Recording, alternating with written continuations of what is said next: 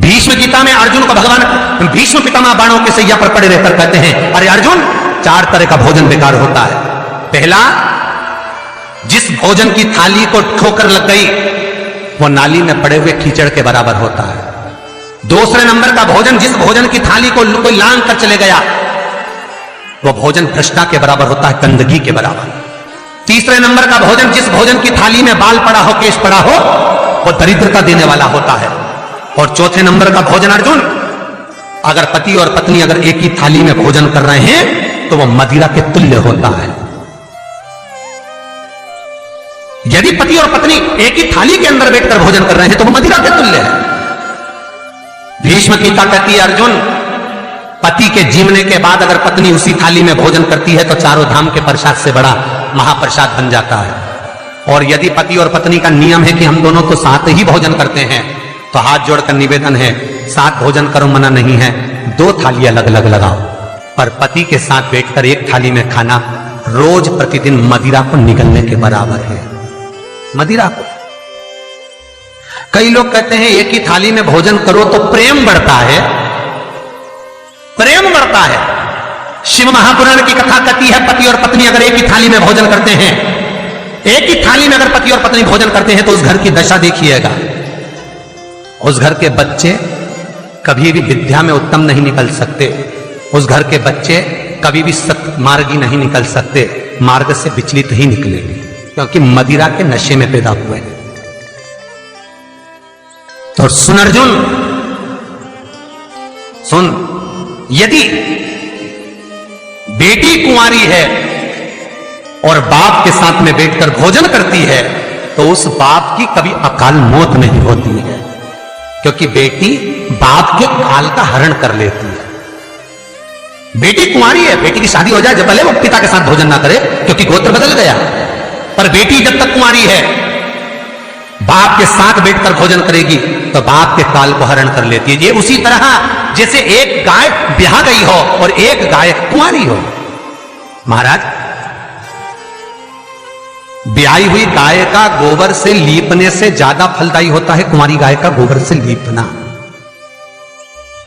वो ज्यादा फलदायी, बछिया के गोबर से लीपना, कुंवारी गाय के गोबर से जो ब्याही ना हो। कितना कितना शास्त्र प्रमाण देता है महाराज।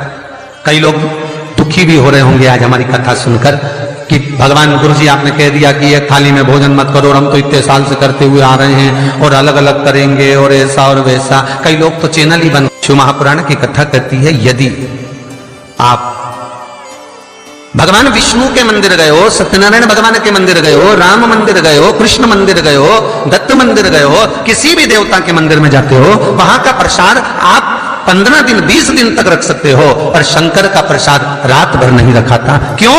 क्योंकि शंकर का प्रसाद एक दोपहर संध्या तक आपका है। रात्रि को 9:15 तक शंकर का प्रसाद आपका है साहब। शंकर भगवान ने जब 12 की रचना करी थी, घड़ी की रचना भगवान शंकर ने करी, तिथि और समय की रचना भगवान शंकर ने करी।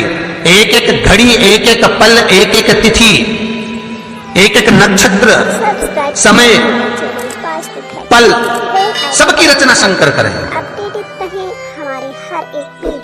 सबकी रचना इसीलिए तो शास्त्र कहता है ना, लिंग पुराण वर्णन करती है, नर्मदा पुराण कहती है, शिव महापुराण की कथा कहती है, जब व्यक्ति को कोई भारी रोग हो जाता है, कोई कैंसर जैसी बीमारी हो गई, कोई किडनी ही खराब हो गई, कोई लीवर ही बेकार हो गया, कोई बड़ी बीमारी हो गई, तो आप किसी ब्राह्मण से पूछेंगे कि पंडित जी हमको शंकर भगवान का अभिषेक करवाना है, कौन सा टाइम करवाना चाहिए? तो उसका भी समय शिव महापुराण निश्चित करती है, उसका भी समय हमारे लिंग पुराण निश्चित करती है, उसका भी समय नर्मदा पुराण निश्चित करती है। तो कुमार खंड के अंदर शिव महापुराण के वर्णन करा गया कि 9:15 रात्रि को कोई बीमार व्यक्ति का यदि उसके हाथ से अभिषेक प्रारंभ कराया जाए या उसके ही कुल का, उसके ही गोत्र का व्यक्ति शंकर का अभिषेक करता है और शंकर के नाम का स्मरण करता है, तो वो अभिषेक तो करे, साथ में जो मनोरथी है, यजमान है, वो महामृत्युंजय मंत्र का जाप करे। तो कहते हैं रोग समाप्ति की ओर आना प्रारंभ हो जाता है। रोग समाप्ति की ओर आना, रोग समाप्ति की ओर पहुंचना भगवान शंकर।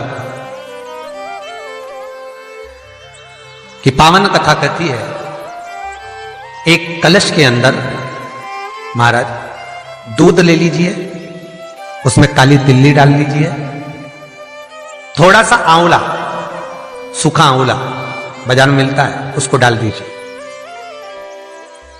बाजार में अगर गीला बीला मिल जाए, बीला का फल, बेलपत्री में जो फल लगते हैं, बीला का गुर्दा, बीले के अंदर का भाग, अगर बीला नहीं मिले तो बाजार में सूखा बीला मिलता है, उसको पानी में गला लो, गला कर उसको पीस लो, पीस कर उसका उपटन बना लो, पीस के उसको एक कटोरी में ले लो। उस उपटन को, जल के पात्र को, जो व्यक्ति घर में बीमार रहता हो या जिसको बुखार ज्यादा चढ़ रहा हो, उतर नहीं रहा हो, निमोनिया जैसी बीमारी हो, बड़ी से बड़ी बीमारी भी अगर आपको घेरी हुई है, तो आप अपने हृदय चित्त से स्पर्श कराकर, कोई पलंग पर पड़ा हो तो उसका हाथ का स्पर्श करा, जो स्वस्थ है उसके ऊपर से उतार कर भगवान शंकर को ले जाकर वो बीले का उपटन शिवलिंग पर लगा दे, और जो जल है वो शंकर जी को समर्पित करें। कौन सा मंत्र बोलना है? उस मंत्र का स्मरण आप सब प्रेम से करें। ओम, जितने टीवी के सामने बैठे सब बोलिए ओम जूम, जा में ऊ की मात्रा, अम की बिंदी, जूम, सहा, सा दोहा की बिंदी, सहा, ओम जूम सहा, ओम जूम सहा। इस मंत्र का जाप करते हुए जो दूध चढ़ा देता है उपटन लगाकर, उसकी बीमारी, उसका रोग समाप्त हो जाता है। बहुत ध्यान देना, उसी चढ़ाए हुए जल को, दूध को, उस उपटन के भाग को थोड़ा सा ले आइए। जिस बच्चे को निमोनिया की बीमारी है, जिसका बुखार नहीं उतर रहा हो, उसके मस्तक पर लेपन कर दीजिए, हृदय चित्त पर लगा दीजिए महाराज। उसके बाद में उस बच्चे को वस्त्र से, गीले वस्त्र से पोंछ दीजिए, उस वस्त्र को झटकार दीजिए, बच्चे का बुखार 10 मिनट के अंदर उतर जाएगा।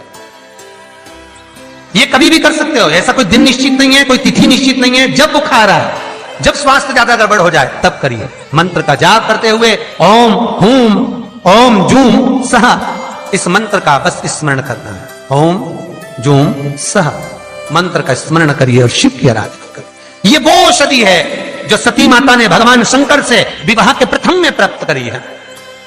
यदि कहीं से 5 मुखी रुद्राक्ष मिल जाए और 5 मुखी रुद्राक्ष को तांबे के कलश में जल भरकर उसमें डाल दो, किसी चम्मच से उस रुद्राक्ष को निकाल लो आधे घंटे डालने के बाद। महाराज, शमी का एक पत्ता, शमी पत्र, और शमी का एक पत्ता ले जाकर, शमी पत्र को ले जाकर शिवलिंग पर रखकर 5 मुखी रुद्राक्ष का जल अपनी कामना कर कर, अपनी मन की कामना कर कर, सोमवार के दिन जो व्यक्ति समर्पित कर देता है, उसकी मनोकामना भोलेनाथ 3 महीने में पूरी कर देते हैं। शमी पत्र समर्पित कर कर 5 मुखी रुद्राक्ष का जल, मनोकामना। और एक बहुत सुंदर बात वर्णन करूंगा। रुद्राक्ष को सिद्ध करने का तरीका है शंकर के शिवलिंग पर रखकर उसका अभिषेक करना और फिर उसको धारण करना। कई लोग पूछते हैं रुद्राक्ष पहनने का तरीका क्या है? शिव को समर्पित कर कर मंत्र का जाप, आपको मंत्र बताएं, उसका स्मरण कर कर फिर अभिषेक पूजन कर कर फिर धारण। एक छेदित रुद्राक्ष होता है जिसमें छेद होता है या छेद करा जाता है, एक बिना छेद का रुद्राक्ष होता है जिसमें छेद नहीं होता। जिस रुद्राक्ष में छेद नहीं होता वो कार्य में सिद्धि अधिक देता है, सिद्धता प्रदान करता है, वो खंडित नहीं कहलाता। बड़ा रुद्राक्ष उसमें छेद करा जाता है तो वो खंडिता का भाव आ जाता है, पर जिस रुद्राक्ष में छेद नहीं होता वो पावर ज्यादा देता है, प्रबलता ज्यादा देता है, सुख ज्यादा देता है। श्री शिवाय नमस्तुभ्यं, श्री शिवाय नमस्तुभ्यं, श्री शिवाय